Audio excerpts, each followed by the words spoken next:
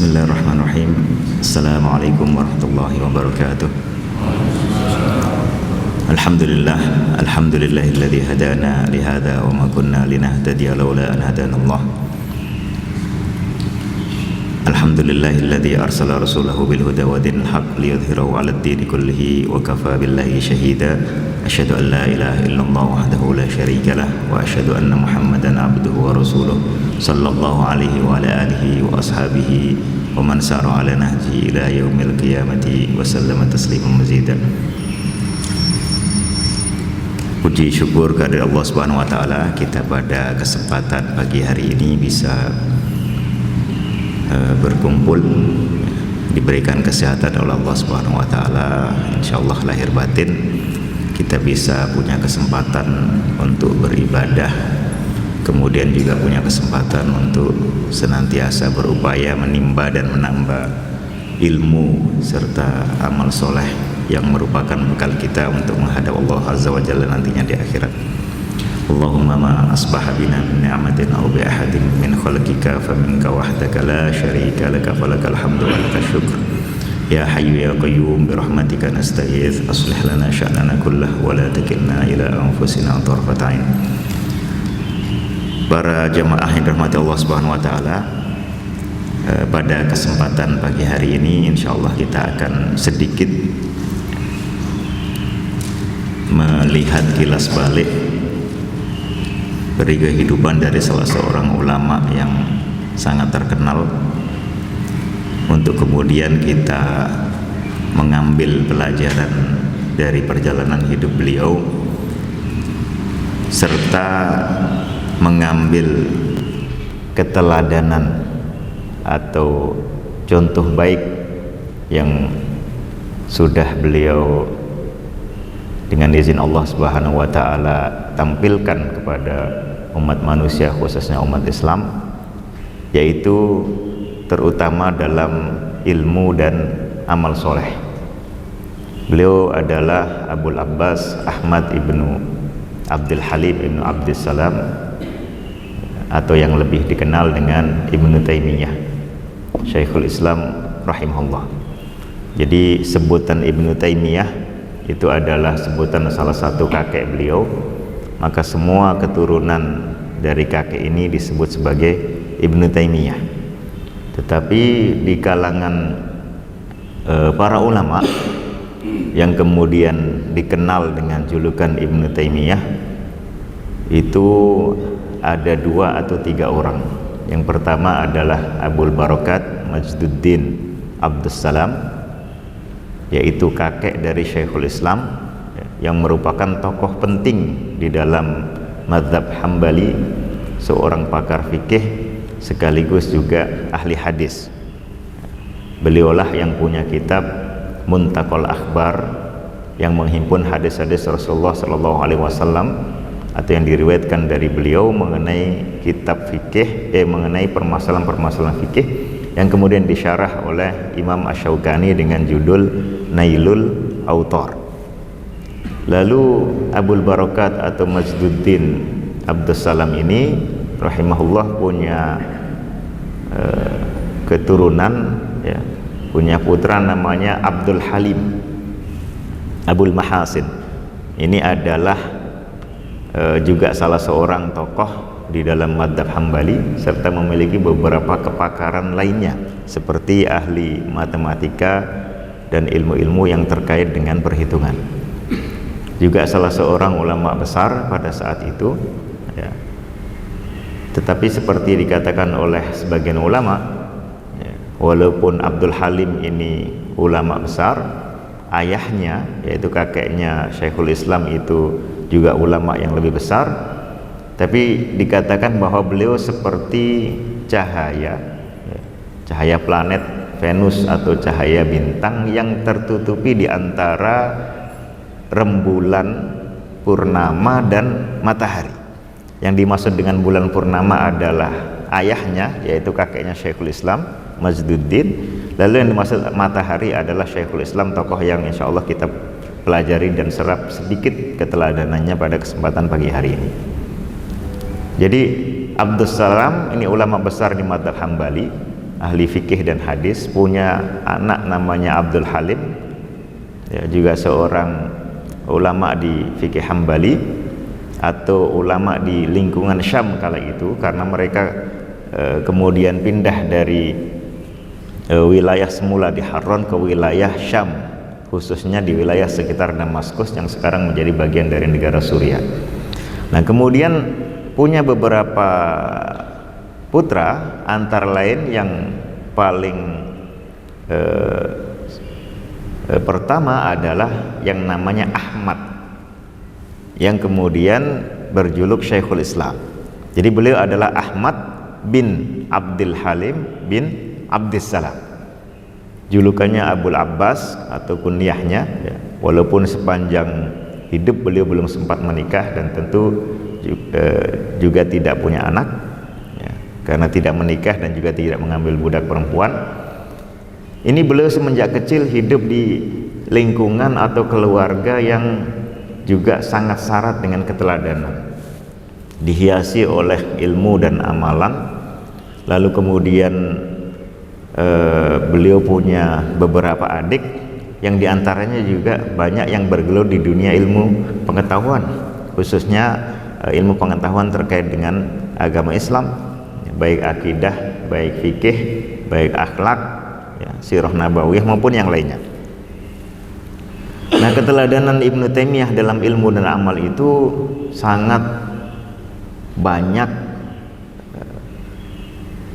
contoh-contoh maupun peristiwa-peristiwa dalam kehidupan beliau yang bisa kita serap. Tapi pada kesempatan singkat kali ini mungkin kita ambil beberapa hal, ya, yang mungkin kita pulang nanti bisa meneladani beliau, ya, dalam bagaimana beliau punya semangat tinggi untuk menuntut ilmu, yang pertama. Kemudian yang kedua adalah semangat tinggi untuk memperdalam ilmu pengetahuan, ya. Jadi setelah ilmu itu diserap, didengar dari para guru, dibaca dari aneka macam buku, ini perlu didalami, perlu diselami, perlu dipilah mana-mana yang benar, mana-mana yang salah, mana yang berguna, mana yang tidak begitu berguna, mana yang lebih penting, ya, sehingga perlu mendapatkan prioritas awal, dan mana yang bisa ditempatkan sebagai nomor kedua dan nomor ketiga.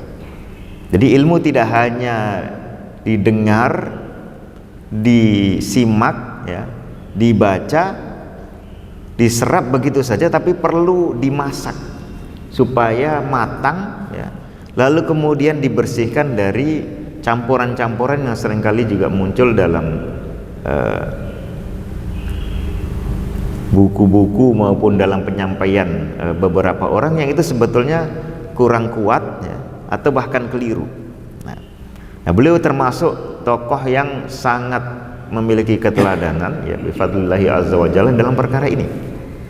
Jadi menuntut ilmu pengetahuan, kemudian mendalami, ya, menyelami ilmu pengetahuan. Kemudian yang ketiga adalah mengamalkan ilmu pengetahuan itu. Ini khususnya antara seseorang dengan dirinya sendiri, ya. Karena salah satu janji penting yang tanpa diucapkan pun harus dilakukan oleh seorang penuntut ilmu, apalagi seorang ulama, ya, adalah menerapkan apa yang diketahuinya itu, sehingga ilmunya betul-betul bermanfaat, pertama untuk dirinya sendiri, kemudian juga bisa dijadikan teladan oleh orang lain. Nah, beliau juga terkenal tokoh yang sangat menjadi teladan di dalam amalan, di dalam beribadah, di dalam bermuamalah dengan orang lain, bahkan di dalam memperjuangkan ilmu dan agama itu menghadapi siapa saja yang menjadi tantangan atau menjadi pihak bahkan yang melawan. Ini keteladanannya luar biasa. Kemudian yang keempat adalah bagaimana beliau merupakan tokoh yang sangat layak untuk diteladani di dalam menyebarkan ilmu, ya, bukan hanya sekedar menyampaikan saja, tapi betul-betul mendakwahkan, lalu bahkan juga memudahkan aneka macam bahan atau materi keilmuan yang dulunya mungkin sangat sulit bagi banyak orang, ya. Kemudian juga melawan aneka macam pemikiran yang menyimpang, ya, akidah-akidah yang sesat, dan juga beberapa pernyataan-pernyataan yang itu bertentangan dengan dalil, bertentangan dengan argumentasi, bertentangan dengan kebenaran. Jadi bukan hanya sekedar menyebarkan atau menyampaikan apa yang dulunya beliau terima, ya, sekedar menukil saja, sekedar menyalurkan saja, tapi apa yang beliau terima itu kemudian dimasak, dimatangkan, dipilah-pilah, ya. Kemudian hasilnya yang matang ini diamalkan, betul-betul dihayati, lalu kemudian beliau sebarkan, beliau sampaikan semudah mungkin ke khalayak ramai. Ilmu-ilmu akidah itu kan banyak berkaitan dengan permasalahan-permasalahan filsafat, permasalahan-permasalahan kalam, persoalan-persoalan dalam dunia tasawuf, ya. Kemudian aneka macam kerumitan yang ini berasal antara lain dari dikaitkannya ilmu akidah dengan beberapa ilmu lain, misalnya ilmu hay'ah atau kita kenal sekarang dengan nama ilmu falak, ya, astronomi. Dikaitkan juga kadang-kadang dengan matematika dan logika, dikaitkan dengan sains dan ilmu pengetahuan alam, bahkan dulu dikaitkan pula dengan ilmu sihir dan beberapa cabangnya. Semua ini ilmu-ilmu yang rumit, sebagian besarnya adalah ilmu-ilmu yang juga berbahaya kalau seseorang tidak punya modal kedalaman ilmu dalam akidah, dalam fikih dan pemahaman mengenai Al-Quran dan As-Sunnah serta ijma' dan asar para ulama terdahulu, ya. Tapi atas izin Allah Subhanahu wa taala, Ahmad ibnu Abdul Halim atau Syekhul Islam Ibnu Taimiyah ini kemudian termasuk tokoh yang seakan-akan memang secara khusus diciptakan oleh Allah Azza wa Jalla untuk mendalami ini, dan sulit ditemukan bandingannya di sekian abad sejarah umat Islam, ya, dengan kelengkapan seperti yang ada pada Syekhul Islam Ibnu Taimiyah.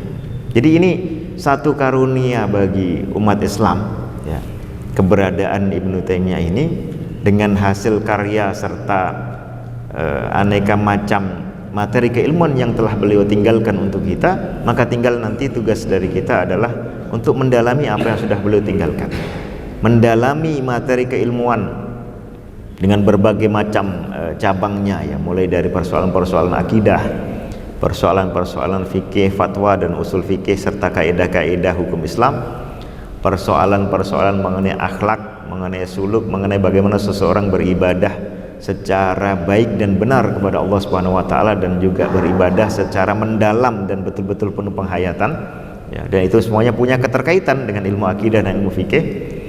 Lalu beberapa persoalan mengenai sejarah dan informasi masa lampau maupun informasi dari Al-Quran dan Sunnah mengenai kejadian yang akan terjadi nanti di hari kiamat sampai di akhirat, ya, surga dan neraka. Juga ilmu-ilmu yang berkaitan dengan sirah nabawiyah yang juga bagian dari informasi yang perlu dipelajari oleh semua umat Islam, ya. Paling tidak hal-hal pentingnya selama peristiwa Rasulullah SAW masih hidup, berdakwah dan membimbing umat. Lalu juga ilmu-ilmu yang berkaitan dengan kebahasaan, khususnya bahasa Arab, nahwu, sorof, balaghah.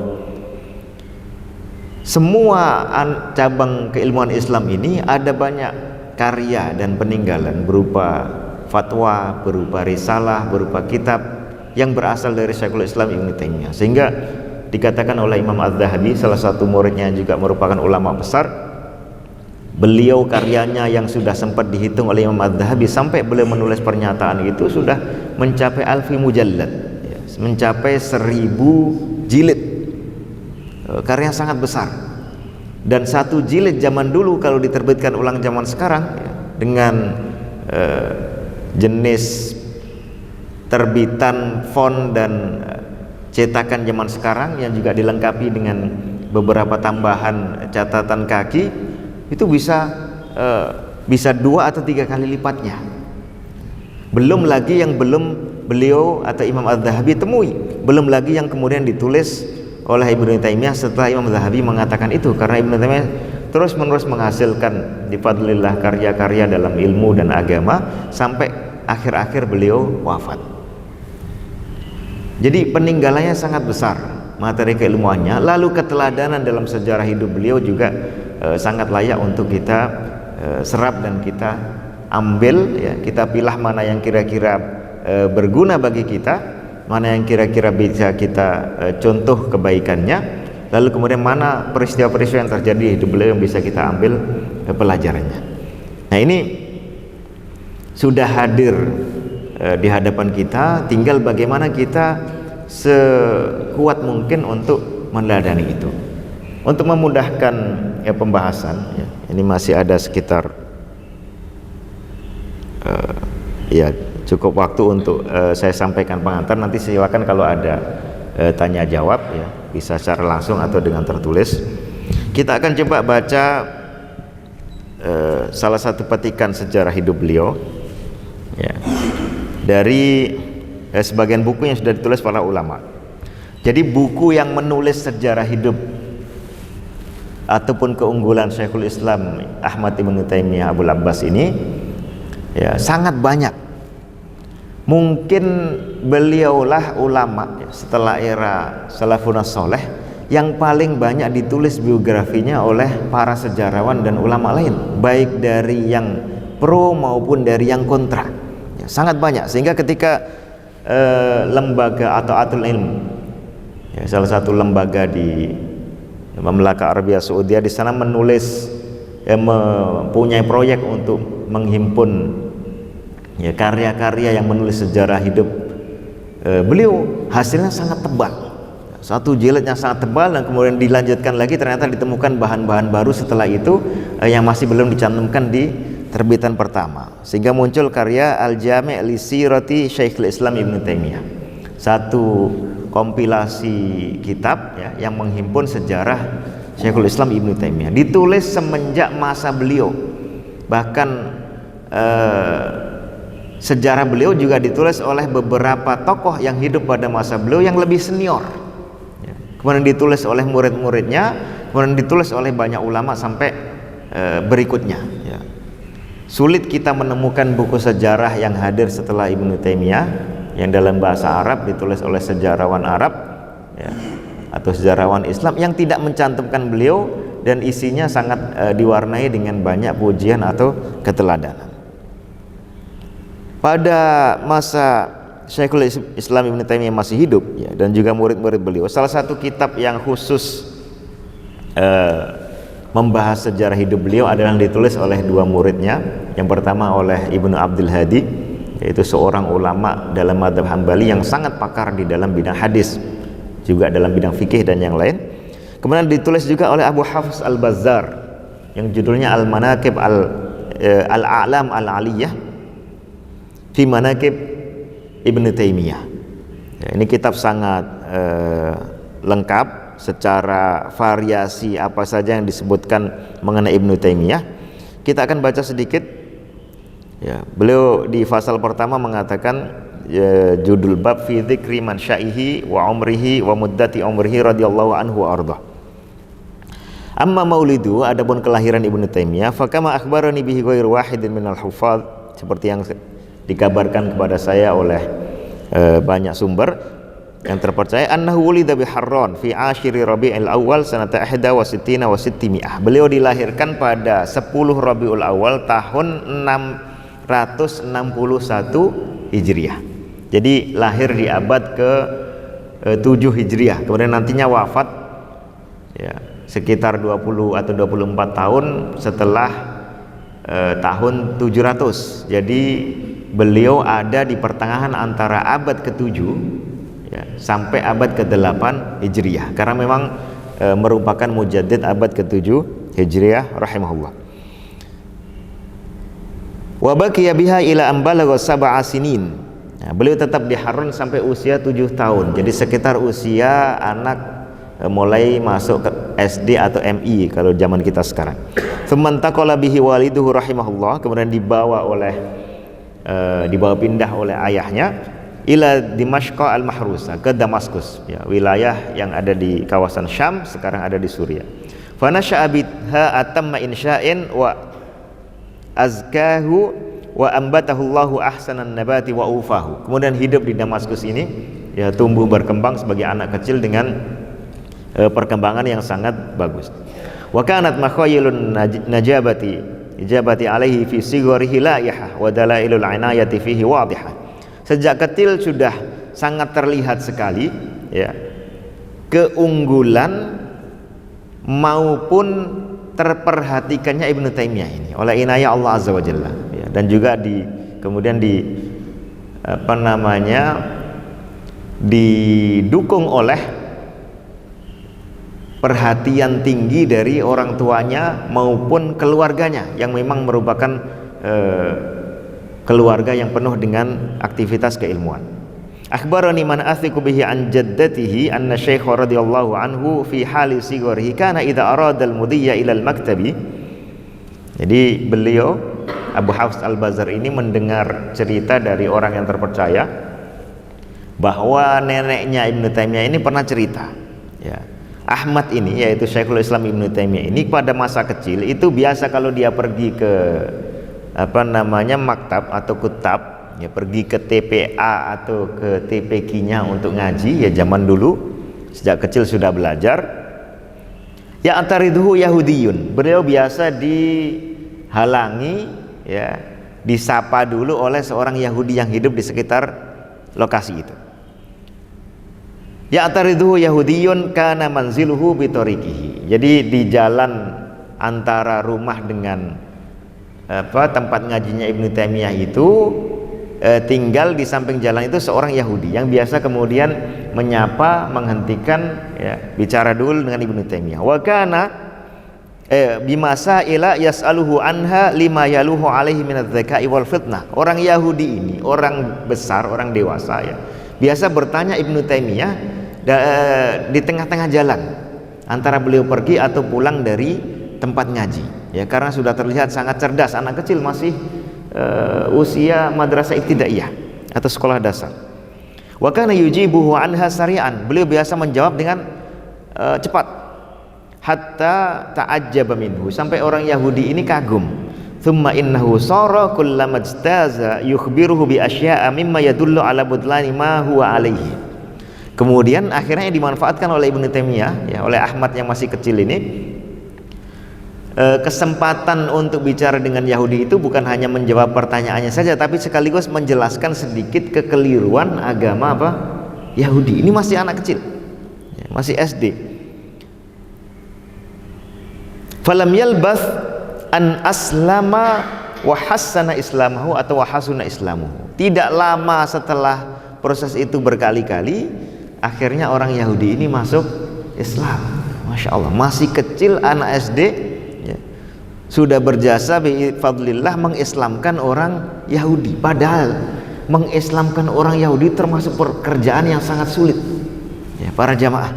Sampai ada ungkapan, kalau orang Yahudi ada 10 saja yang masuk Islam, maka semuanya akan masuk Islam. Saking sulitnya, satu orang itu sangat sulit. Kita tahu cerita Abdullah bin Saba, ya, salah seorang sahabat Rasulullah SAW. Beliau adalah tokoh terkenal di lingkungan Yahudi Madinah, tokoh dari keluarga yang mulia di kalangan kaum Yahudi. Lalu beliau bertanya dulu kepada masyarakat Yahudi saat itu pandangan mereka mengenai Abdullah bin Salam ini. Kata orang Yahudi, Sayyiduna wa ibnu Sayyidina, kamu orang yang mulia dan anak dari orang mulia di antara kami. Lalu ketika beliau mendakwahkan kebenaran Islam, otomatis seketika itu juga ditolak. Mereka berbalik muka mencela Abdullah bin Salam ini. Jadi masuk Islamnya orang Yahudi perkara yang sangat sulit, ya. Walaupun saat ini kaum Yahudi itu rata-rata tahu kebenaran ajaran Islam, mereka menganggap bahwa Islam ini benar, tapi hanya khusus untuk masyarakat non Yahudi atau non Bani Israel. Nanti ada surganya sendiri, kami pun ada surganya sendiri. Sampai mengambil kesimpulan seperti itu sangat sulit untuk didakwahi. Nah, ini bifadlillah seorang anak kecil Ahmad bin Abdul Halim ini, ya, mengislamkan orang Yahudi yang sudah dewasa, ya. Wa kana dzalika bi barakati syaikhi ala sighari sinni. Itu adalah dengan keberkahan dalam arti jasa ya. Syekh ketika masih kecil. Walam yazal, kata Abu Hafiz, mundu ayyami sigharhi mustaghriqal awqati fil jiddi wal istihad. Sejak kecil biasa terkenal sangat rajin dan sangat kuat semangatnya untuk menuntut ilmu pengetahuan dan melakukan amal soleh. Wa khatamal Qur'ana shaghira, belum menghatamkan Quran, artinya hafal Quran sejak kecil. Thumma ishtaghala bihifdzil hadis, kemudian menyibukkan diri menghafalkan hadis-hadis, wal fiqha, dan materi fikih, wal arabiyyata, dan ilmu-ilmu nahwu, sharah, balaghah ataupun kosakata dan perkamusan Arab. Hatta bari'a fi dzalika, sampai beliau menjadi orang yang unggul dalam berbagai macam ilmu pengetahuan itu. Ma'a mulazamatihi majalis dzikri wa sama'al ahadithi wal athar, dengan senantiasa beliau tekun ya mendatangi majelis-majelis zikir, majelis-majelis nasihat, serta juga majelis-majelis ilmu pengetahuan, dan mendengarkan hadis-hadis Rasulullah dan athar dari para pakar atau ahli hadis di masa itu. Jadi guru beliau sangat banyak ya. Pada masa-masa masih muda saja sudah sekitar 200 lebih guru, yang kadang-kadang beliau belajar kitab-kitab yang sangat tebal ya, lebih dari satu kali ya, bisa 4 atau 5 kali dari lebih dari satu guru. Walaqad sami'a ghairu kitabin, beliau sudah mendengar banyak kitab, ala ghairi syaikhin, dari banyak guru, min dzawir riwayatis sahihatil aliyah, dari para pakar sanad, para pakar periwayatan hadis yang sanadnya sangat tinggi dan sahih. Amma dawawinul Islam, adapun kitab-kitab penghimpun hadis di dalam ajaran Islam al-kibar yang besar-besar, kamusnadi Ahmad, seperti musnad Imam Ahmad, wa sahihil Bukhari, dan sahih Bukhari, wa Muslim ya, sahih Muslim, wa jami' at-Tirmidzi, sunan at-Tirmidzi, wa sunan Abi Dawud as-Sijistani wan Nasa'i ya, wa Ibnu Majah wa Daraqutni, fa innahu sami'a kulla wahidin minha marratin iddah. Beliau sudah mendengar kitab-kitab ini berkali-kali. Kalau kita tahu musnad Imam Ahmad itu sekarang ya, versi terkenalnya itu sekitar 2 meter besarnya ya. Hadisnya sekitar 30.000 hadis. Kalau kita hitung misalnya dikhatamkan oleh beliau katakanlah dalam 1 ataupun 5 tahun, itu berarti 1 tahunnya sudah sangat banyak. Sahih Bukhari itu ada sekitar 7.000-an hadis. Sahih Imam Muslim itu mirip ya. Sunan Tirmidzi lebih kecil tapi juga materi keilmuannya lebih rumit ya. Sunan Abu Dawud sedikit lebih tebal. Sunan Nasa'i ada yang versi kecil, ada yang versi sangat tebal, 5 jilid ya. Ibnu Majah itu juga mirip-mirip dengan Sunan Tirmidzi ya.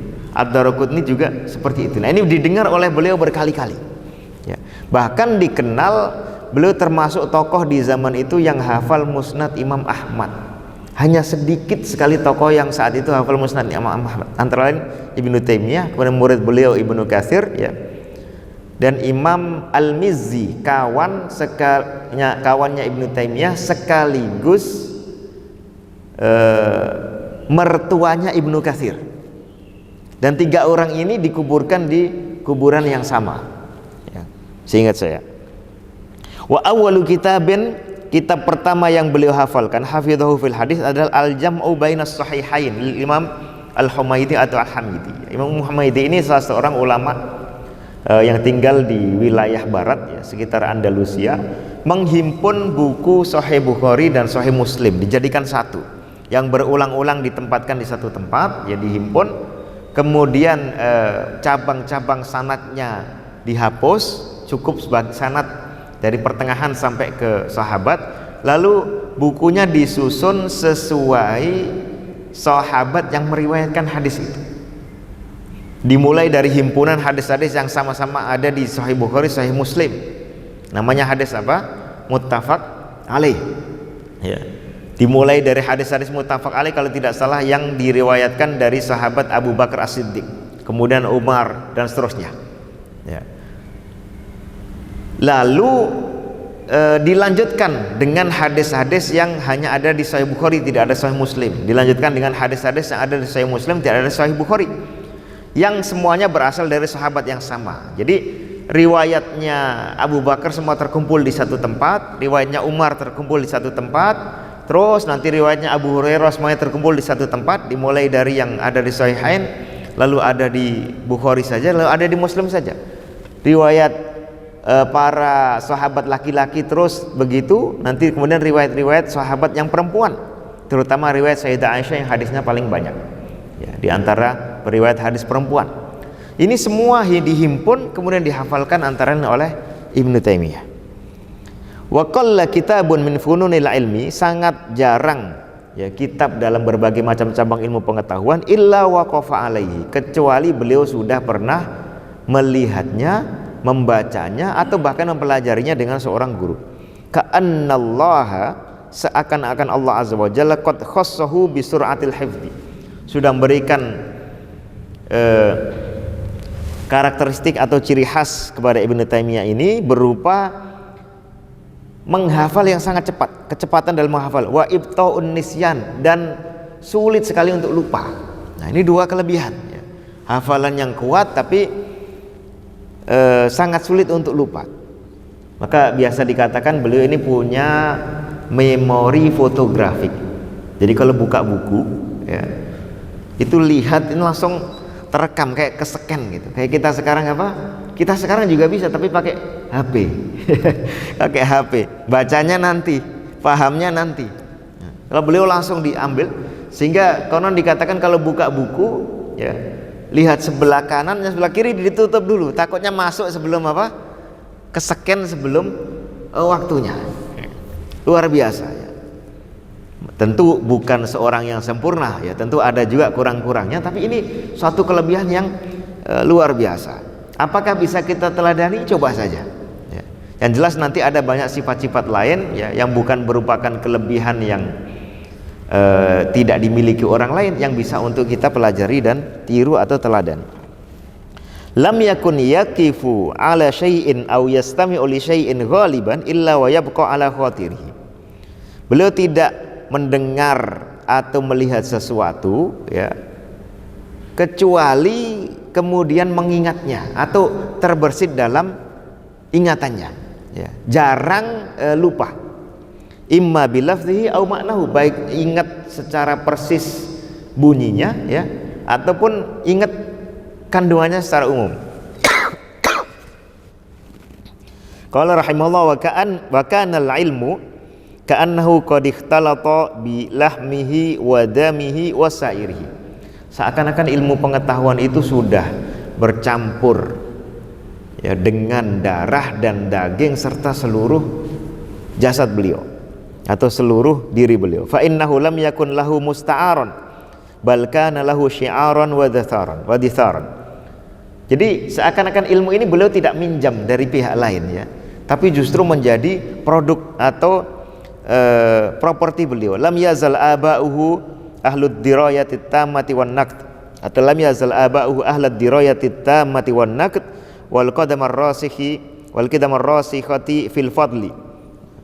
Ayahnya, leluhurnya memang adalah keluarga yang terkenal dengan kedalaman dalam ilmu pengetahuan dan keutamaan. Lakin jama'allahu lahu ma kharaqa bimithlihil 'adah. Tapi walaupun orang tua dan leluhur Ibnu Taimiyah ini memang sudah terkenal sebagai para ahli ilmu dan ahli kemuliaan, tapi seakan-akan Allah mengkhususkan Ahmad ini ya rahimahullah dengan berbagai macam kelebihan yang dihimpun di satu orang. Ini langka ya. Kadang-kadang orang punya kelebihan di satu bidang tapi di bidang lain cukup lemah ya. Kalau Ibnu Taimiyah ini hampir semua ilmu pengetahuan, apalagi ilmu pengetahuan Islam, beliau adalah pakar di dalamnya, bukan sekedar tahu ya. Kata Imam Az-Zahabi, kecuali ilmu qiraat Quran atau rinciannya ya, bukan berarti beliau tidak tahu, tapi tidak terlalu menekuni dan menulis karya di dalam bidang itu. Adapun ilmu-ilmu yang lain ya, akidah, fikih, akhlak dan yang lainnya, beliau termasuk salah satu jagoan sepanjang masa rahimahullah. Lakin jama'allahu lahu ma kharaqa bimithlil 'adah, seolah-olah sesuatu yang luar biasa. Wa waffaqahu fi jami'i umrihi li a'lamis sa'adah wa ja'ala ma'athirahu li imamatihi akbar syahadah. Ya, ini intinya beliau dijadikan sebagai orang yang sangat mulia, hatta tafaqa kullu dhi aqlin salimin, ya, sampai kemudian semua tokoh yang punya akal sehat itu sepakat annahu, bahwa Ibnu Taimiyah ini mimman ana nabiyuna, adalah termasuk dalam orang yang dimaksud oleh Rasulullah sallallahu alaihi wasallam biqauli, ketika mengatakan innallaha yab'atsu ala ra'si kulli mi'ati sanatin may yujaddidu li hadhil ummati amradina. Sesungguhnya Allah azza wa jalla itu, ya, ini salah satu hadis sahih atau hasan riwayat Abu Dawud dan Al-Hakim dari Abu Hurairah radhiyallahu anhu, bahwa Allah akan membangkitkan setiap 100 tahun, ya, setiap ujung 100 tahun membangkitkan orang yang akan memperbarui agama umat ini. Kalau kita perhatikan dalam rentetan sejarah, banyak tokoh-tokoh yang layak memenuhi kriteria ini, tapi Ibnu Taimiyah ini termasuk tokoh yang sangat sulit untuk dikatakan tidak memenuhi kriteria ini, saking menonjolnya, ya, dan saking besarnya bukan hanya ilmu dan amalan yang sudah beliau teladankan, tetapi pengaruh bifadlillahi azza wa jalla, ya, dalam memperbarui agama ini, agama umat Islam. Memperbarui itu artinya membersihkan dari yang kotor-kotor sehingga menjadi seolah-olah baru, ya. Mengembalikan kembali ajaran-ajaran yang mungkin sudah banyak dilupakan, ya. Memulihkan kembali ajaran-ajaran yang mungkin sudah ditinggalkan, lalu kemudian menyeka ajaran-ajaran keliru yang ditambah-tambahkan ke dalam ajaran umat Islam, terutama dalam akidah maupun dalam hukum syariat. Falaqad ahyallahu bihi ma kana qad darasa min syara'id din. Allah sudah menghidupkan dengan Ibnu Taimiyah ini apa yang sudah lekang, ya, dari syariat-syariat agama. Wa ja'alahu hujjatan ala ahli asrihi ajmain. Beliau seolah-olah dijadikan sebagai hujjah, ya, sehingga membuat orang tidak bisa lagi menolak, terutama orang yang ada di masa beliau. Kenapa? Karena beliau datang, ya, bukan berarti beliau seorang rasul, tapi beliau datang membawa ajaran dengan aneka macam dalil, argumentasi dan alasan yang sangat sulit untuk dibantah, ya. Kebenaran yang beliau sampaikan itu, ya, walaupun bukan seorang yang masuk, sudah dilengkapi dengan berbagai macam argumentasinya dari Quran, Sunnah dan logika atau akal sehat, ya. Walhamdulillah rabbil alamin, kata beliau. Lalu saya tambahkan sedikit di sini, ya, kalau ini bicara tentang ilmu, ya, sekarang kita ambil sedikit salah satu contoh yang bicara tentang ibadah atau amalan beliau, ya, khususnya dalam bidang ibadah. Amma ta'abbuduhu, adapun peribadatan Ibnu Taimiyah ini, fa innahu qalla an sumi'a bimithlihi, sangat langka, ya, sangat jarang kita mendengar, kata Al-Bazar Abu Hafiz rahimahullah, tokoh dengan tingkat peribadatan sekuat itu. Li'annahu qad, ya, syukran, li'annahu qad qata'a julla waqtihi wa zamanihi fihi, karena hampir Ibnu Taimiyah ini memanfaatkan semua waktunya untuk itu, untuk beribadah, ya, selain menekuni ilmu pengetahuan, mencari ilmu, mendalami ilmu maupun menyebarkan ilmu. Hatta innahu lam yaj'al li nafsihi syagilatan tushiluhu 'anillahi ta'ala ma yuradu lahu min ahlin wala malin. Sampai-sampai beliau ini dalam dan ini sangat sulit untuk kita teladani, apalagi berbedaan kondisi, ya, tidak punya kesibukan lain yang membuat beliau berpaling atau sulit untuk beribadah. Dan kalau kita lihat sejarahnya, memang, ya, beliau sejak kecil saja, ya, ketika ayahnya kemudian wafat, beliau ayahnya ini punya lembaga pendidikan, ya, mungkin zaman kita sekarang punya pesantren lah atau Islamic Center, namanya Darul Hadis As-Sukkariyah, ya. Beliau adalah kiainya, ayahnya Ibnu Taimiyah ini. Tapi ketika kemudian wafat, mestinya dilanjutkan oleh Ibnu Taimiyah. Nah, Ibnu Taimiyah mengupayakan untuk bisa digantikan oleh orang lain. Yaqumu bihi ghairi, kata beliau, akan digantikan oleh orang lain, supaya beliau bisa fokus mendalami ilmu pengetahuan, menyebarkannya dan juga berdakwah dan berjihad, ya. Lalu kemudian kehidupannya sangat sederhana, pakaiannya ya yang tersedia, makan ya apa yang tidak repot-repot, ya, kadang-kadang dibantu oleh adik-adiknya. cerita waktu kecil. Saya tambahkan 2 cerita, mungkin menjadi pelajarannya. Ibnu Taimiyah pernah, kalau tidak salah pas hari Sabtu, itu kebiasaan keluarganya Abdul Halim atau ayahnya ini mengajak adik-adiknya dan juga Ibnu Taimiyah untuk pergi ke taman. Ya, dulu juga, jadi ahli ilmu pun ada rekreasinya. Pergi ke taman, tapi pada hari itu Ahmad ini ya, selaku anak yang pertama, anak barep, itu minta izin ayahnya untuk tidak diajak ke taman, ajak saja adik-adik. Kata ayahnya, adik-adik kamu nggak seneng gitu kalau kamu tidak ikut pergi juga. Lalu beliau minta hari ini saja. Seakan-akan ada proyek yang akan beliau garap. Ini masih anak kecil ya. Kemudian mereka pergi ke taman, sore hari pulang. Ternyata Ibnu Taimiyah ini selama ditinggal itu di rumahnya membaca satu buku. Kalau nggak salah judulnya, saya lupa ya, Junnatul Munadhir, mungkin setebal 1 jilid. Lalu kata Ibnu Taimiyah ke ayahnya laporan ya, alhamdulillah ayah, hari ini saya sudah menghafalkan buku ini. Apa betul menghafal? Terus dicek, ternyata betul. Dicium keningnya, kata ayah, jangan cerita orang lain, nanti takut apa? Iri atau hasad. Jadi sejak kecil sudah punya kelebihan itu. Kalau kelebihan daya hafalan yang kuat ya, kemudian pemahaman yang masya Allah, itu mungkin sulit untuk kita tiru ya. Karena onderdil kita ya hanya begini ini. Tapi semangat juangnya ini bisa untuk kita tiru ya, nanti hasilnya sesuai dengan kadar kemampuan masing-masing gitu. Tapi semangat yang tinggi dan kesederhanaan, tidak hidup bermewah-mewah, walaupun beliau hidup di dalam keluarga seorang tokoh ya, yang sebetulnya mudah untuk kalau meniatkan kehidupan yang sejahtera atau mewah.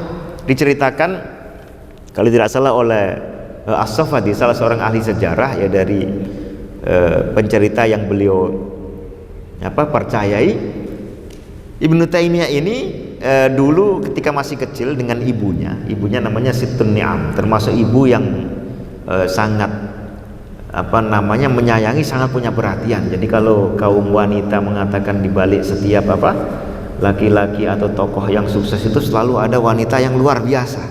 Ibnu Taimiyah tidak menikah sampai akhir hayat, tidak sempat ya. Mungkin ibunya inilah yang cocok untuk menempati pepatah itu. Nah, ibunya ini pernah ditanya oleh Ahmad ini ketika masih kecil juga ya, ibunya habis masak koriyah itu labu, entah dimasak sebagai kolak atau sekedar sekedar dipanaskan ya. Dan labunya kebetulan pahit ya, sehingga habis masak seolah-olah akan dibatalkan. Lalu kata Ahmad ini, apakah ibu punya makanan? Karena beliau waktu itu lapar. Katanya tidak ada, hanya ada labu yang baru dimasak ya, entah bentuk kering atau bentuk kolak, tapi dia pahit gitu, rasanya pahit. Kata Ibnu Taimiyah, di mana tempatnya? Di sebelah sana. Ternyata kemudian ditinggal ibunya, beliau hanya makan itu tanpa mencari gula, tanpa mencari madu ya, tanpa mencari tambahan, cukup seadanya, sekadarnya. Oleh karena itu beliau dikenal dalam sepanjang hidupnya juga sangat sederhana. Di dalam pakaian, di dalam tempat tinggal, di dalam makanan ya, yang tersedia. Kemudian bahkan sangat mengurangi jam-jam makan. Diganti dengan apa? Antara diganti dengan zikir. Itu bekal beliau untuk memperkuat biidznillah badan dan juga tenaga ya. Lalu di samping sederhana juga terkenal sangat dermawan. Setiap kali mau berangkat sholat Jumat ya, sangat sering rajin untuk bersedekah. Kalau kita, kata beliau, sebelum datang ke Rasulullah ya, dulu para sahabat itu dianjurkan untuk bersedekah, apalagi mau datang menghadap Allah Azza wa Jalla ke masjid. Jadi mencari sedekah ala kadarnya dan tidak membeda-bedakan siapa yang diberi, apakah lawan ataukah kawan ya. Nah, baik, kita baca sedikit ini ya sebelum kita lanjutkan dengan tanya jawab. Wa kana fi lailatin mutafarridan an-nasi kullihim khaliyan bi rabbih azza wa jalla. Suatu malam beliau menyendiri untuk beribadah, dhari'an muwadhiban ala tilawatil Qur'anil azim mukarriral anwa'it ta'abbudatil lailiyati wan nahariyah. Ya, fokus mengaji, fokus berzikir, fokus beribadah. Wa kana idza dhahaba al-lailu wa hadara ma'an nasi bada'a bi salatil fajr. Ya, intinya beliau biasa memulai hari dengan ketika bertemu orang itu memulainya dengan salat subuh. Ini sesuatu yang dibiasakan umat Islam. Wa ya'ti bi sunnatiha qabla ityanihi ilaihim.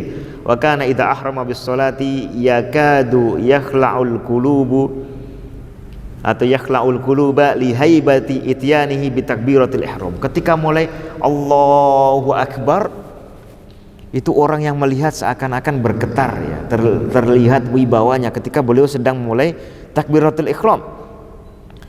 Fa idza dakhala fi sholati tarta'idu a'dha'uhu hatta yamidu yamnatan wa yasrah ya.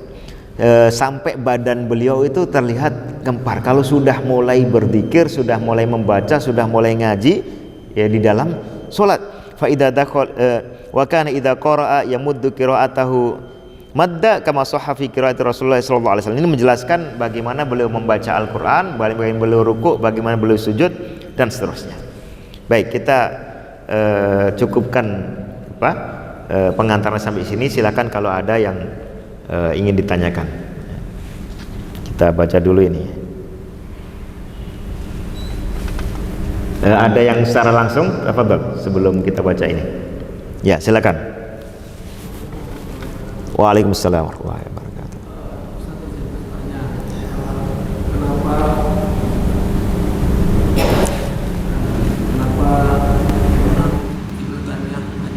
Penentangan dari ulama aswaja mungkin saat ini atau yang masa lampau itu.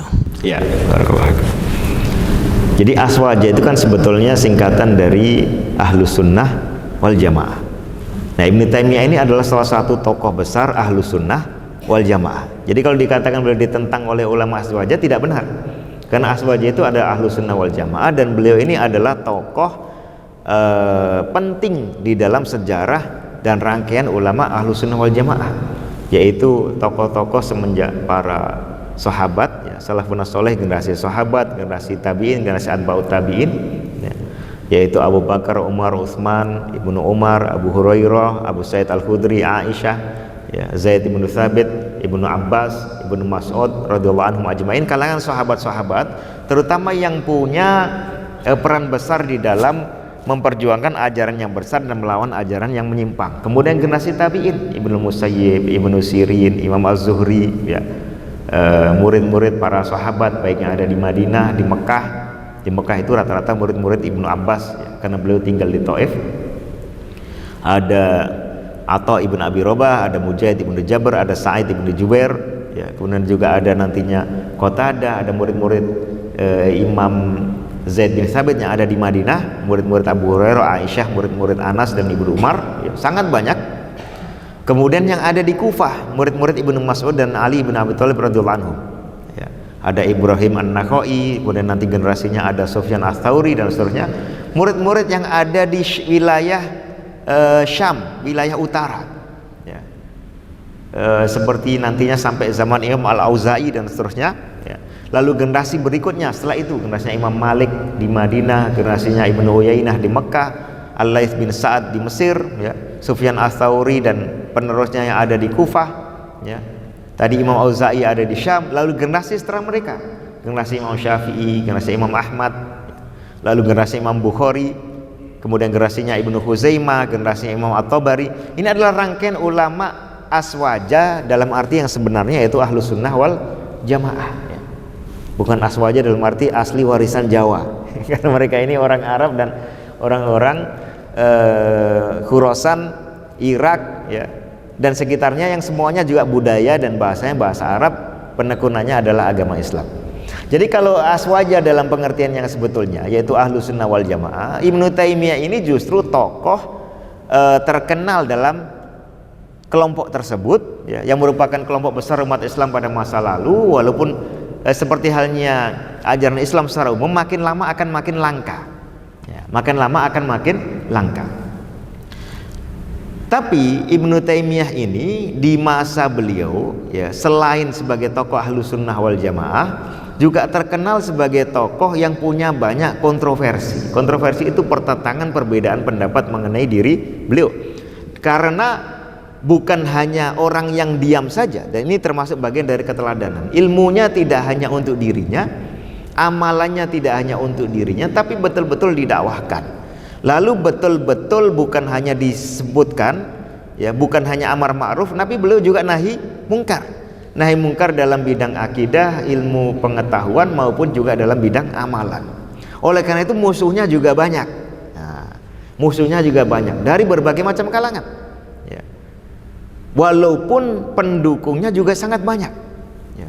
Dari berbagai macam kalangan. Beliau ini kan tokoh ulama di keluarga mazhab Hambali.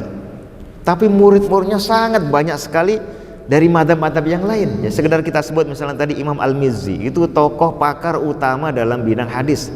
Sampai sekarang zaman ini orang tidak bisa belajar hadis, ya, dengan normal tanpa melalui karya-karya Imam Al-Mizzi. Ya, kitab Tuhfatul Ashraf itu himpunan karya yang menyebutkan hadis-hadis Nabi dengan berbagai macam sanadnya di Kutubus Sittah. Semua orang merujuk ke sana. Ibnu Hajar Al-Asqalani sebagai tokoh ulama hadis belakangan, ya, dari mazhab Syafi'i, Imam Al-Mizzi juga dari mazhab Syafi'i, sangat menjadikan karya-karya Al-Mizzi ini sebagai pegangan. Bahkan beliau kemudian meringkasnya, kemudian merangkum ringkasannya dan seterusnya. Tapi kitabnya Al-Mizzi tetap menjadi rujukan utama. Kemudian juga beliau punya kitab bukan hanya menghimpun hadis Rasulullah, dan itu sangat tebal, ya, tapi juga menghimpun rijal atau para tokoh periwayat di Kutubus Sittah itu. Ya, yang ini kemudian juga menjadi karya utama. Ya, semua orang yang belajar hadis pasti mengacu pada karya ini. Itu adalah kawan karibnya Ibnu Taimiyah, ya, dan juga seakidah dengan Ibnu Taimiyah. Tapi beliau bukan dari kalangan Hanabilah atau dari mazhab Hambali, tapi dari tokoh Syafi'i. Ibnu Katsir, ya, tokoh pakar dalam bidang sejarah dan tafsir Al-Quran, juga muridnya Ibnu Taimiyah. Imam Az-Zahabi, tokoh besar dalam bidang hadis, ya, dalam bidang sejarah, ya, dan dalam bidang kajian mengenai tokoh, itu juga adalah muridnya Ibnu Taimiyah. Gitu. Jadi banyak sekali ulama-ulama, ya, pada masa itu yang merupakan murid-muridnya Ibnu Taimiyah. Nah, banyak juga tadi kita sebutkan musuh-musuhnya. Kenapa dimusuhi? Ya karena perbedaan akidah, perbedaan pandangan. Kita tidak melihat Ibnu Taimiyah itu dimusuhi karena akhlaknya yang buruk, sama sekali tidak kita dengar begitu. Ya, buruk dalam arti tidak sesuai dengan ajaran Islam maupun sesuai norma masyarakat.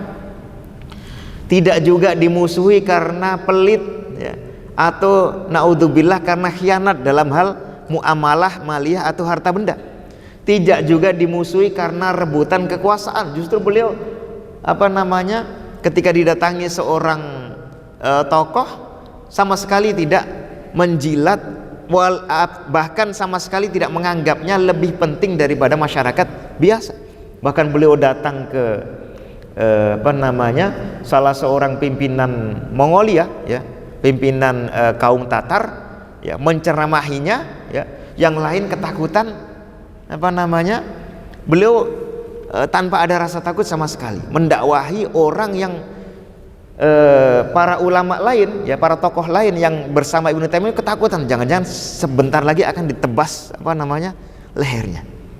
Lalu ternyata pulang dalam kondisi aman, tentram, dimuliakan.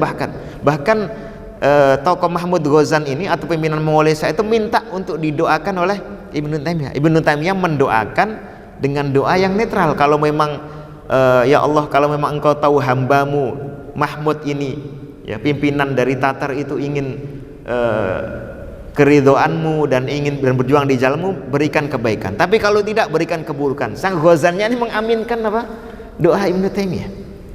Jadi kalau dari segi akhlak, ya, bukan dimusuhi karena itu. Dari segi kedalaman ilmu pengetahuan juga tidak, ya, diakui sebagai mujtahid mutlak oleh bukan hanya kalangan Hanabilah, tapi juga kalangan Syafi'iyah dan kalangan-kalangan yang lain. Jadi kalau kedalaman ilmu pengetahuan juga tidak dimusuhi itu.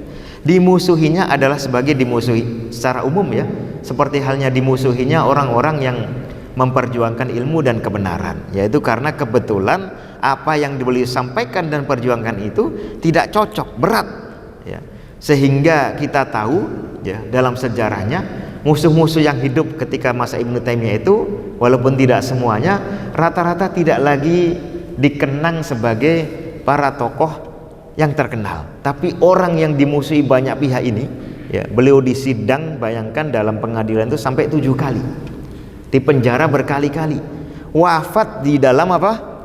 Penjara, gitu. Wafat di kondisi terasing. Berarti kan sangat banyak sekali orang yang dulunya memperkarakan. Tapi begitu beliau wafat, hampir seluruh Damaskus itu membersamai jenazah beliau, ya. Sampai cerita para sejarawan itu sangat menggemparkan, ya. Bandingan jenazah yang ada dengan pengikut pengiring yang mensolati dan seterusnya sebanyak itu adalah bandingannya ketika zaman Imam Ahmad bin Hambal, beliau wafat di Irak. Tapi perbedaannya, Imam Ahmad itu wafat bukan di penjara tapi di luar penjara. Saat itu khalifahnya sudah ganti Mutawakkil 'ala Allah, khalifah yang mendukung Ahlus Sunnah wal Jamaah, ya, Aswaja yang asli tadi. Kemudian beliau wafat, ya, di kota Baghdad, itu ibu kota apa? Irak. Ibnu Taimiyah ini wafatnya bukan di tempat yang bukan di rumahnya, tapi di dalam penjara, terasingkan, ya, di Damaskus. Lalu kemudian saat itu beliau sedang dalam kondisi dieksekusi, dihukum, ya, bukan sedang dimuliakan oleh pimpinan atau penguasa.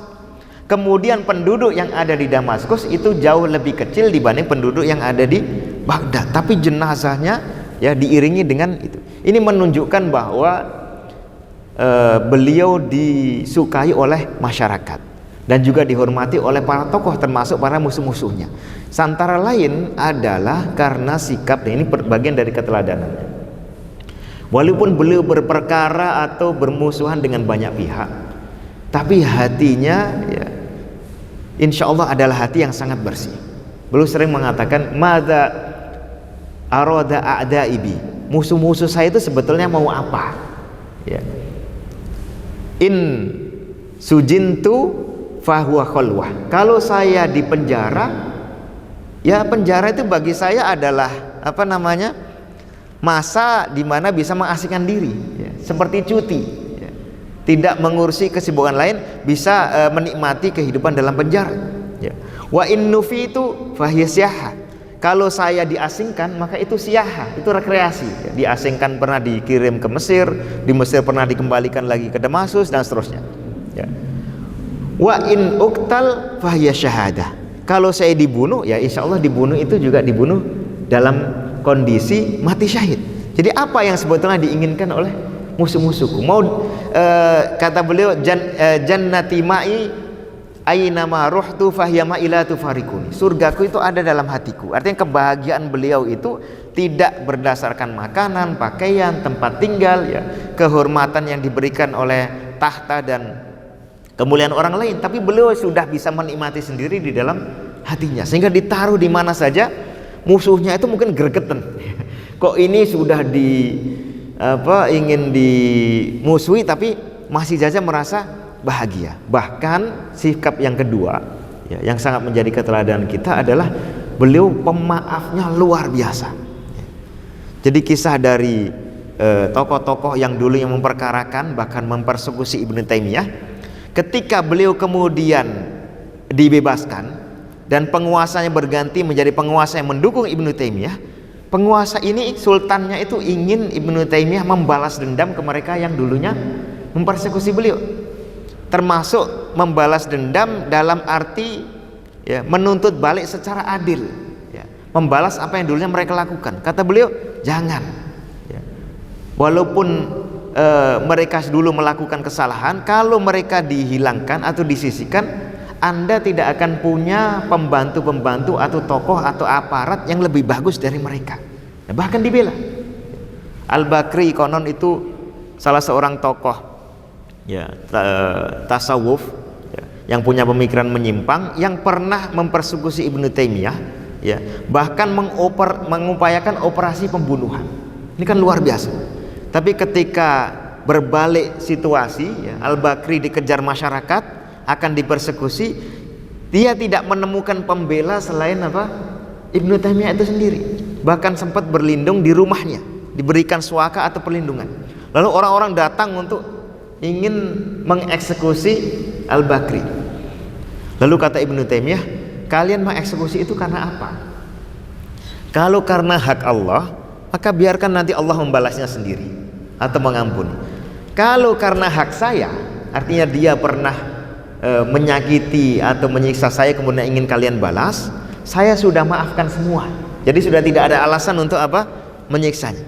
Kalau karena dia pernah menyiksa atau menyakiti kalian lalu kalian ingin membalas dendam, ya silakan saja, tapi jangan ngaku sebagai murid saya.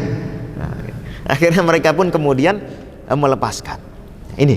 Jadi keteladanan menyikapi musuh ini luar biasa. Ibnul Qayyim pernah cerita, ya, datang ya murid Ibnu Taimiyah itu untuk memberikan kabar. Ada kabar baik ini apa? Salah satu tokoh yang dulunya memusuhi Anda sudah meninggal dunia. Nah, Ibnu Taimiyah justru marah, bahkan datang ke keluarganya lalu mengatakan, kalian nanti perlu apa saja bilang kepada saya. Ini sikap yang sangat mulia, sikap terhadap murid. Sampai-sampai para musuhnya Ibnu Taimiyah itu mengatakan, andai saja ya, sikap kami terhadap kawan-kawan kami adalah seperti sikap Ibnu Taimiyah ala a'dai. Saking baiknya Ibnu Taimiyah dengan musuh-musuhnya, ya, orang lain itu mendambakan, andai saja saya bisa bersikap sebaik itu terhadap kawan saya seperti sikap baiknya Ibnu Taimiyah terhadap musuh-musuh saya. Nah itu Ustaz. Jadi dimusuhinya itu karena beliau bukan ulama yang diam saja, tapi kemungkaran dibantah, ya, kayak kemungkaran dalam bidang ilmu pengetahuan, buku-buku, ya, maupun kemungkaran yang ada di kehidupan nyata. Imam An-Nawawi itu pernah punya cita-cita ingin menghancurkan satu tempat yang dipakai untuk budaya syirik, ya.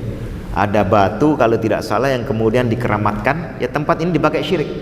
Tapi beliau dan ulama lain saat itu belum punya kemampuan untuk menyudahi itu. Lalu beliau berdoa agar Allah membangkitkan, ya, rojulan, orang yang nantinya akan mendatangi itu menghancurkannya. Ternyata ini dikabulkan Allah Azza wa Jalla di tangan siapa? Ibnu Taimiyah. Padahal Imam Nawawi adalah tokoh yang sangat disegani saat itu, tokoh besar dalam mazhab Syafi'i, tapi beliau belum punya kemampuan untuk amar ma'ruf nahi mungkar dengan menghilangkan ini. Lalu kemudian di tangan Ibnu Taimiyah inilah, ya, atas izin Allah Subhanahu wa taala bisa dihilangkan. Jadi banyak harapan ulama yang terpenuhi oleh tangan Ibnu Taimiyah.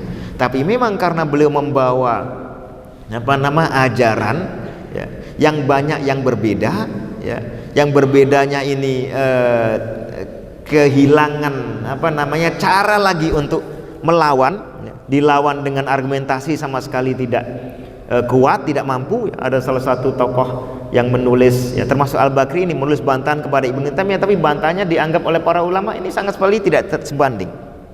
Sementara Ibnu Taimiyah ketika misalnya membantah satu buku, itu bantahnya berjilid-jilid, dikupas kalimat demi kalimat, ya. Dan satu kalimat, ya, dibantah dengan bisa sampai 10 bahkan belasan argumentasi. Yang satu saja sulit dibantah apalagi banyak, ya. Bukunya Ar-Razi sangat kecil terkait asma sifat, ya, dan pentakwilannya itu dibantah dengan Ibnu Taimiyah.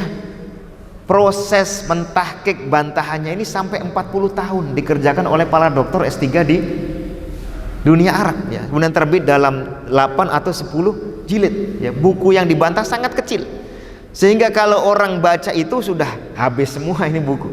Jadi bantahan atau perlawan secara ilmu pengetahuan jelas kalah, ya. Lalu bantahan persekusi secara fisik itu sudah dilakukan, tapi orangnya ini kok justru dikenal masyarakat. Jadi penjara yang didatangi Ibnu Taimiyah itu berubah menjadi pesantren. Para santri datang ingin mengunjungi residivis ini, ya, untuk justru belajar mendengar ilmu pengetahuan, bertanya. Murid-murid beliau bahkan ketika lagi galau, ya, ketika mungkin futur atau menghadapi situasi yang sangat sulit, gurunya di penjara, mencari hiburannya datang ke penjara.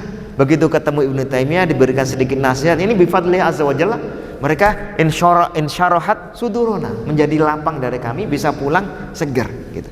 Jadi di penjara pun membawa kebaikan, ya. Dipindah ke Mesir, ya, di Mesir justru membawa kebaikan. Banyak buku karya beliau lahir dari Mesir, dan ini mungkin bagian dari hikmah Allah Azza wa Jalla. Banyaknya perlawanan kepada Ibnu Taimiyah itu menghasilkan Ibnu Taimiyah banyak menulis karya-karya yang sekarang jarang bandingannya. Seandainya beliau tidak menghadapi perlawanan itu, bisa jadi fokus aja ibadah, ya, fokus belajar, fokus ngaji.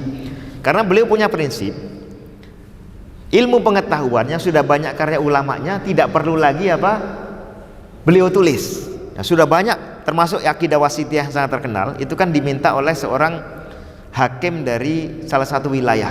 Beliau katakan sudah banyak buku akidah, sampai beliau ngotot, saya maunya antum yang nulis. Nah, akhirnya baru kemudian beliau nulis dalam sekali duduk saja antara zuhur dan asar, spontan, tidak pakai rujukan buku. Dan banyak buku beliau yang tulis begitu. Lalu cara nulisnya itu sangat cepat dan tulisannya jelek karena seperti resep dokter, ya. Untuk membacanya sangat sulit, itu saking kencangnya. Buku yang beliau tulis dalam satu hari untuk disalin ulang saja itu perlu waktu 1 minggu. Ini kan berarti saking cepatnya, ya. Padahal yang dibahas materi-materi yang rumit, pembahasan-pembahasan filsafat, akidah, macam-macam. Nah, barangkali itu, ya, Allahu a'lam. Kemudian kita baca ini, apakah benar bahwa Ibnu Taimiyah mengkafirkan orang yang melafalkan niat ketika memulai sholat? Nah, ini tidak benar. Beliau menyalahkan pelafalan niat itu karena tidak ada sunnahnya dari Rasulullah, dalam menjelaskan bahwa niat itu tidak perlu dilafalkan, karena niat itu yang penting tahu dan menyengaja. Nah, itu orang datang, ya tahu dia akan sholat lalu sengaja melakukan sholat, itu sudah cukup sebagai niat. Yang beliau tentang keras itu orang yang mewajibkan al-jahru bin niyah, jadi mengucapkan niat dengan keras, bukan sekedar melafalkan, bukan sekedar nawaitu sholat kada, bukan sekedar usolli fardon, ya, sekedar diucapkan tapi dikeraskan. Mungkin seperti orang adzan atau qomat, nawaitu.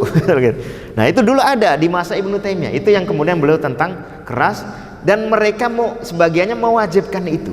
Nah, ini yang dikatakan beliau sebuah kekufuran kalau mewajibkan pelafalan niat secara keras, ya, seperti orang adzan atau qomat, karena ini jelas-jelas bukan ajaran Rasulullah. Benarkah Ibnu Taimiyah pengikut Wahabi? Wahabi ini kan biasanya sebutan untuk para pengikutnya Syekh Muhammad Ibnu Abdul Wahhab, ya. Itu hidupnya jauh di masa, ya, setelah Ibnu Taimiyah, ya. Kok bisa-bisanya dikatakan Ibnu Taimiyah adalah pengikut Wahabi? Biasanya dari kalangan yang kontra, ya, mereka kenal Wahabi terlebih dahulu, baru kemudian kenal Ibnu Taimiyah. Oh, kok ternyata sama. Jangan-jangan nanti kalau mereka kenal Umar, Ibnu Abbas, wah, Ibnu Abbas ini juga pengikut Wahabi. Qatadah ini pengikut Wahabi karena mengatakan, membedakan antara tauhid rububiyah dengan tauhid uluhiyah. Padahal beliau adalah generasi terdahulu. Jadi Ibnu Abdul Wahhab itu hidup jauh setelah Ibnu Taimiyah, mungkin kira-kira mirip, ya, masa antara Rasulullah dengan Ibnu Taimiyah itu kira-kira sekitar 7 abad. Masa antara Ibnu Taimiyah dengan Ibnu Abdul Wahhab juga kira-kira 6 atau 7 abad. Nah, dua-duanya adalah tokoh pembaharu umat, khususnya dalam bidang akidah. Allahu a'lam. Baik, mungkin ini pertanyaan terakhir, ya. Bismillah, Ustadz, apakah ada dalil-dalil yang tegas dari salaf mengimani sifat-sifat Allah? Karena beberapa orang dari orang-orang yang mengingkari sifat dengan mentakwil mengatakan mereka memiliki dalil dari Imam Bukhari. Mereka mengatakan Imam Bukhari mentakwil. Dalil-dalil dari ulama salaf sangat banyak, dan mereka bukan hanya mengucapkan 1 atau 2 pernyataan, ya, tapi bahkan mengarang banyak buku, termasuk buku yang ringkas maupun buku yang tebal. Ini khususnya ketika setelah masa sahabat dan masa tabi'in. Kalau sahabat tabi'in memang belum banyak buku, ya, tapi mereka punya pernyataan-pernyataan tegas mengenai ini, ya. Salah satu syekh itu menulis himpunan athar salaf ketika menetapkan sifat istiwa, bahwa Allah bersemayam di atas arsy. Itu sangat tebal, ya. Dari sahabat, dari tabi'in, atba'ut tabi'in, bukan hanya mereka menetapkannya ada di Quran dan Sunnah, tapi menegaskan dengan ucapan spontan mereka. Begitu juga kalau kita himpun, dan sudah dilakukan oleh banyak peneliti, bagaimana para ulama salaf, sahabat tabi'in, atba'ut tabi'in menulis mengenai penetapan bahwa Allah punya dua tangan yang sama-sama dua-duanya mulia dan sempurna. Itu sangat tebal. Bahkan mereka mengucapkan sehari-hari, bukan hanya ayat dan hadis dibaca. Artinya saking kuatnya keimanan kita. Seperti kalau kita mengimani Allah Azza wa Jalla itu menyaksikan kita, ya. Kemudian mengamati kita, mendengar semua ucapan kita, kita kan sehari-hari mengatakan itu. Jangan gitu, nanti jangan melakukan kemaksiatan walaupun sembunyi, Allah mengawasi loh. Allah dari atas mengawasi. Nah, ini kan ucapan yang bukan sekedar mengulang yang di Quran, tapi berangkat dari keyakinan itu. Jadi betul-betul diyakini nama-nama dan sifat-sifat Allah itu seperti yang diterangkan di Quran Sunnah, ya. Apalagi nama-nama dan sifat-sifat Allah, ya, yang memang di saat itu sudah mulai ada yang mengingkarinya. Lalu kemudian setelah masa tabi'ut tabi'in, generasi ketiga, ini sudah mulai banyak yang menulis karya. Misalnya Imam Sufyan Ats-Tsauri punya matan akidah, ya.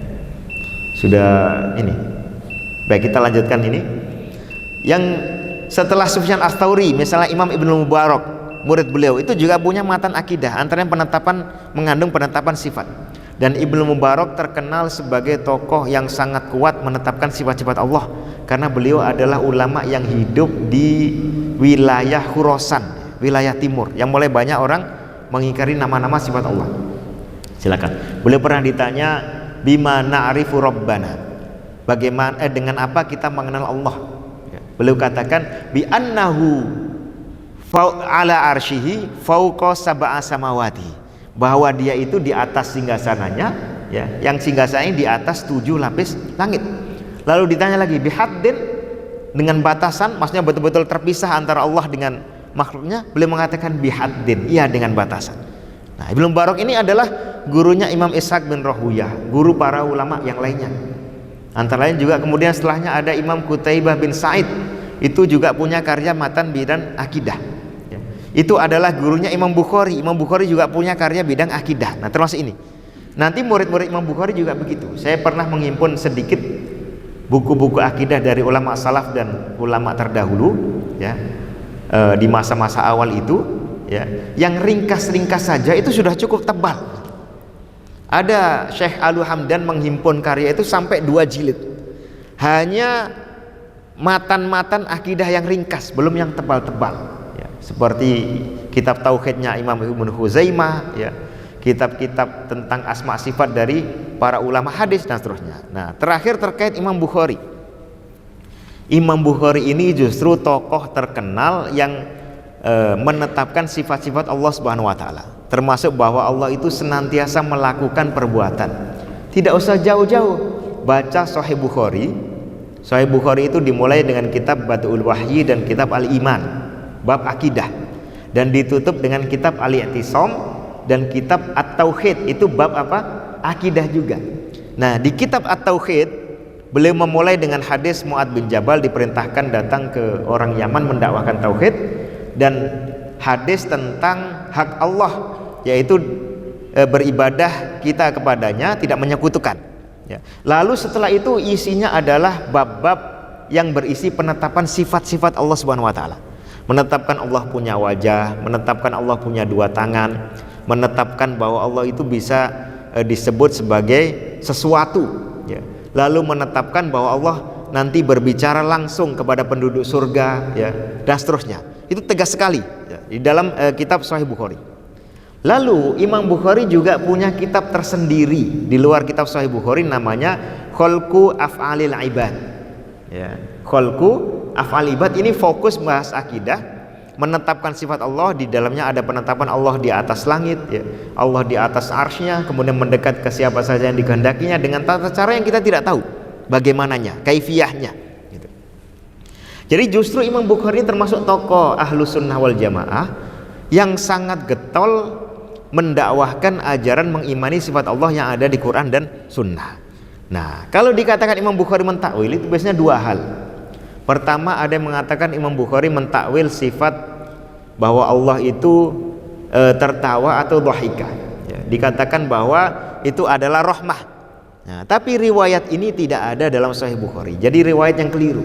Disebutkan oleh tidak salah oleh Al-Khattabi atau Al-Baihaqi, ya. Tapi riwayat tidak ada, tidak ditemukan, sudah dicari, diteliti oleh Imam Ibnu Hajar Al-Asqalani, tidak ditemukan. Yang kedua adalah takwil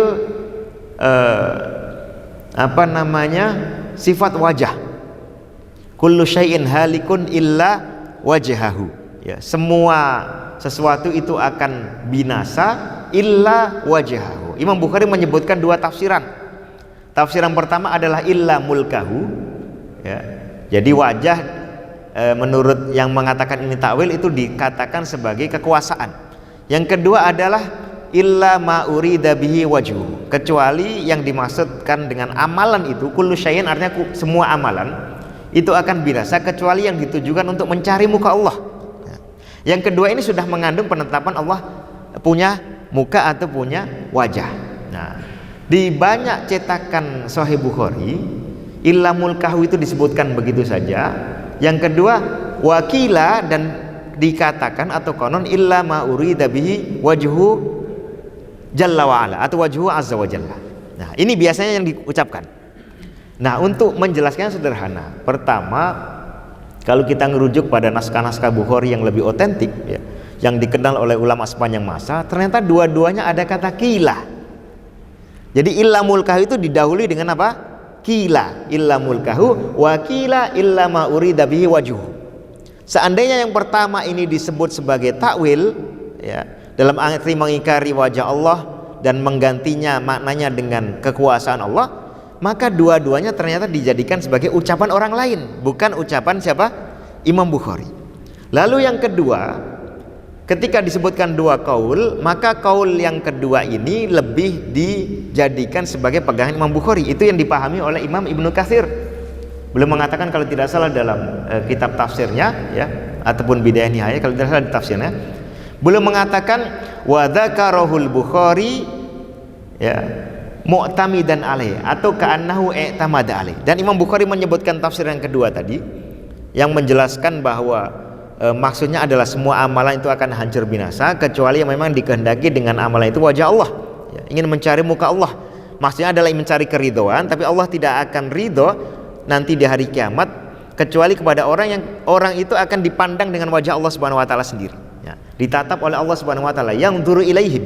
Nah, ini mengandung penetapan bahwa Allah punya wajah. Itu dikatakan oleh Ibnu Katsir bahwa inilah tafsir yang diambil oleh Imam Bukhari mengenai ayat itu. Jadi qaul yang kedua.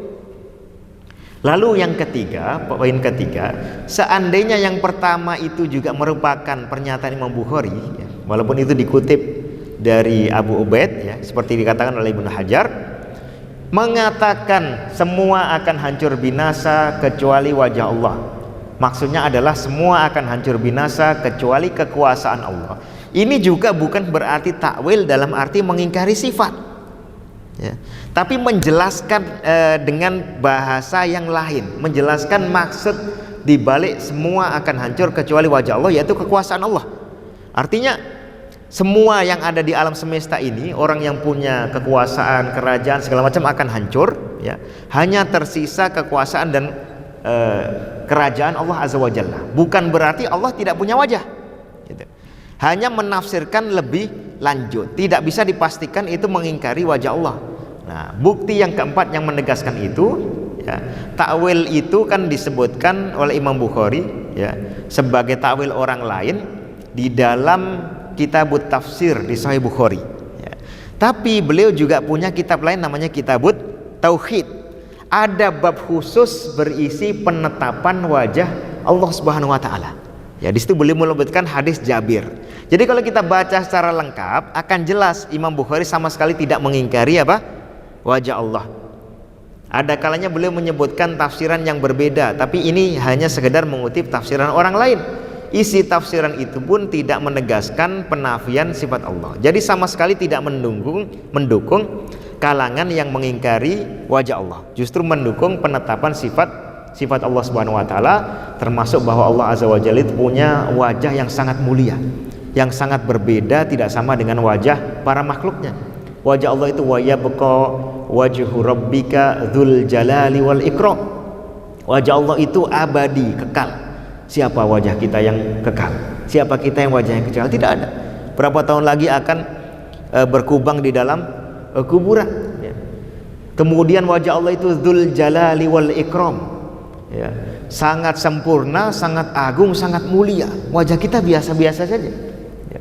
Lalu wajah Allah ini nanti akan dilihat oleh penduduk surga sebagai karunia Allah paling besar di akhirat nanti. Kalau orang mengingkari wajah Allah, apa yang akan dia lihat di akhirat nanti? Hanya akan melihat makhluk-makhluk Allah saja. Kalau Allah tidak bisa dilihat, atau bisa dilihat tapi tidak ada wajahnya, ya. Sementara para penduduk surga ini dikatakan akan melihat langsung Allah Subhanahu wa taala. Bahkan diceritakan dalam hadis, laki-laki melihat Allah di luar rumahnya di surga, ya. Yang perempuan langsung Allah menampakkan dirinya ke mereka di dalam rumah. Seperti kebiasaan kita kalau sholat Jumat, ya. Laki-laki keluar untuk sholat Jumat, yang perempuan cukup bisa sholat di dalam rumah, ya. Lalu diberikan karunia begitu oleh Allah Azza wa Jalla. Ketika mereka pulang, sang laki-laki setelah melihat wajah Allah di luar ini pulang ke rumah, ya, masing-masing dari istri dan suami itu, laki-laki dan perempuan di surga ini sama-sama mengatakan, qad zitta jamalan wa bahaan. Oh, muka kamu kok lebih berseri-seri, ya. Terpantul dari keagungan, keindahan wajah Allah Subhanahu wa taala. Semoga Allah Subhanahu wa taala menjadikan kita orang-orang yang bisa betul-betul meneladani para ulama, ya, termasuk Syekhul Islam Ibnu Taimiyah ini, baik dalam ilmu dan amalan, serta sebagaimana Allah Subhanahu wa taala menghimpun kita pada kesempatan yang sederhana ini, ya, juga nanti menghimpun kita bersama para nabi, para rasul dan orang-orang pilihan di surga Allah Azza wa Jalla.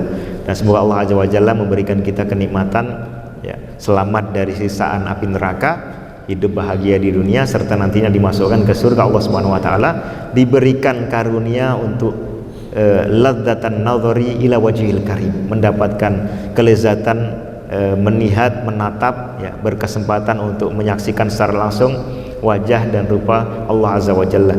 Aku qouli hadza wa astaghfirullah li wa lakum. Kurang atau lebihnya saya mohon maaf. Walhamdulillahirabbil alamin. Wassalamualaikum warahmatullahi wabarakatuh.